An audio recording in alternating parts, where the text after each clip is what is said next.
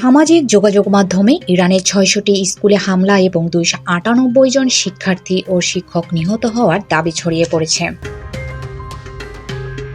তবে পশ্চিমা গণমাধ্যম ও বিভিন্ন সংস্থার তথ্য বলছে আসল সংখ্যা এখনও নিশ্চিত নয়।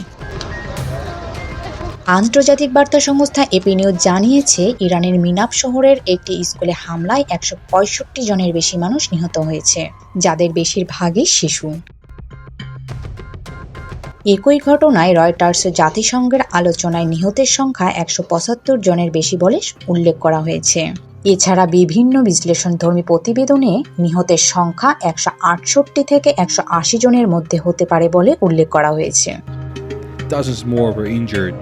অন্যদিকে ইরানের পক্ষ থেকে দাবি করা হয়েছে, সাম্প্রতিক সংঘাতের ৬০০টির বেশি স্কুল শিক্ষা প্রতিষ্ঠান ক্ষতিগ্রস্ত হয়েছে।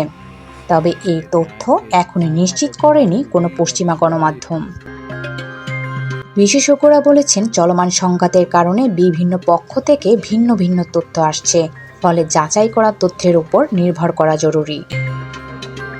ইরানের শিক্ষা প্রতিষ্ঠানে হামলার ঘটনা আন্তর্জাতিকভাবে স্বীকৃত, তবে হতাহতের নির্দিষ্ট সংখ্যা ও ক্ষতিগ্রস্ত প্রতিষ্ঠানের মোট সংখ্যা এখনও নিশ্চিত করে জানায়নি পশ্চিমা গণমাধ্যমগুলো।